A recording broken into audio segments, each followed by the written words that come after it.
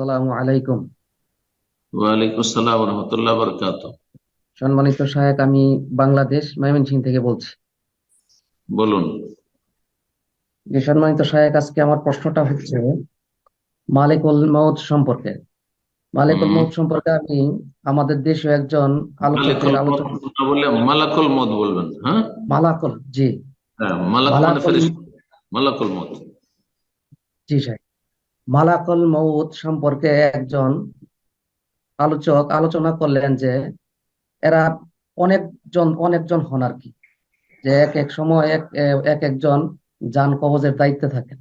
ওনার এই হুম। আলোচনাটাও শুনছি, আবার জি। অন্যান্য শায়েখের আলোচনাও শুনছি। সেক্ষেত্রে ওনারা ভিন্নভাবে ব্যাখ্যা করছে।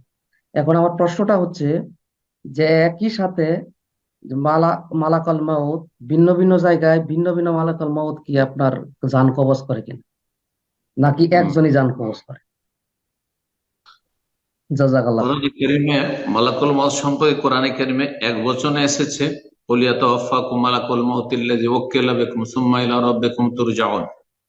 সূরা সাজদার আয়াত। হে নবী, মানুষকে জানিয়ে দাও যে ইয়াতাওয়াফাকুম মালাকুল মত, তোমাদের আত্মাগুলি গ্রহণ করেন মরণের ক্ষেত্রে নিযুক্ত দায়িত্বশীল ফেরেশতা মালাকুল মউত।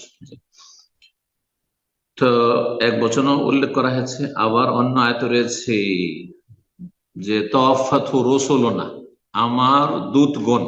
দূত ফেরেশতাদেরকে বলা হয়েছে আমার দূতগণ, রাসূলের বহুবচন রসুল, মালাইকার দূত, তাদের আত্মাগুলি গ্রহণ করে। জি।